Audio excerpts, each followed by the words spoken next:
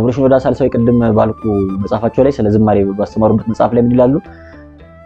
ለመዝሙር የምንጠቀምበት ዜማ ለዘፈን ከምንጠቀምበት ዜማ ለምን ተለየ ማለት ምን ችግር አለው? ለዘፈን የምንጠቀምባቸው ኖቶች ዜማዎች ብንጠቀም ምን ችግር አለው ተብሎ ተጠየቁና የዘፈን ዜማዎች ስፔሲፊክ የሆኑ የሚነኳቸው አካላት አሉ። እኛ አካል ውስጥ ስፔሲፊክ የሆኑ የሚነኳቸው ቦታዎች አሉ። ደስ እንዲለን ወይ ስቲሙሌት የሚያደርጉት ኤሪያ አላቸውና ዘፈን ደስ የሚያሰኘው ስጋችን ነው። በቃ የሆነ መንፈሳችን እንደታደሰ ፊል እናደርግ እንችላለን። ስጋችን ደስ ይሰኛል፣ የሆነ ሪሊፍ ሊሰማን ይችላል። መዝሙርም ግን ያን አይነት ኢፌክት ከሆነ የሚሰጥ ጥቅም የለም። በቃ ያንን ዘፈኑ ሄዶ የሚነካውን ቦታ ብቻ ከሆነ የሚነካውና ዘፈን የሚያነቃቃቸውን ወይም ስቲሙሌት የሚያደርጋቸውን ኤሪያዎች ብቻ ከሆነ ስቲሙሌት የሚያደርገው ጥቅም የለም። ዘፈን የማይነካውን የሆነ ጥግ መንካት አለ። በቃ ዘፈን ሊደርስበት የማይችለው ቦታ ላይ መድረስ መቻል አለበት ዝማሬ።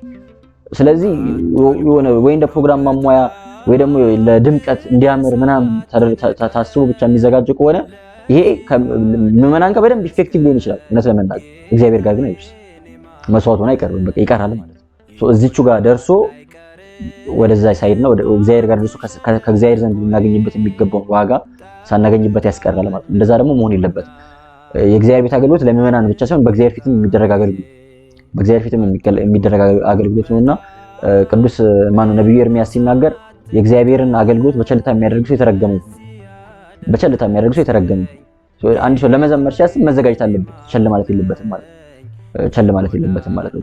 ስለዚህ የዳዊት መዝሙር እኮ ዛሬ ድረስ እኛ ጋር መጥቶ እንግዲህ ከስንት ሺህ ዘመን በኋላ ዛሬም ድረስ የኛን ልብ የሚኮረኩረው፣ ዛሬም ድረስ እኛን ከእግዚአብሔር ጋር የሚያገናኘው፣ ዛሬም ድረስ የኛን ልብ የሚሰብረው በመንፈስ ቅዱስ አጋዥነት የተዘመረ ዝማሬ ስለሆነ ከልብ የሆነ ዝማሬ ስለሆነ የኛ ዝማሬ ለትውልድ ይሻገራሉ፣ ነገ ላይ የሰው ልብ መቀስቀስ ይችላሉ የሚለውን ነገር ማሰብ ያስፈልጋልና ዝማሬያችን የሆነ ተራ ዘፈን ከሚሰጠን ኢፌክት የተለየ ኢፌክት ሊኖረው ይገባል ነው ባጭሩ።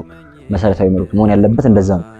ያልፋል ሁሉም ታሪክ ሆኖ በፊት ሲለካ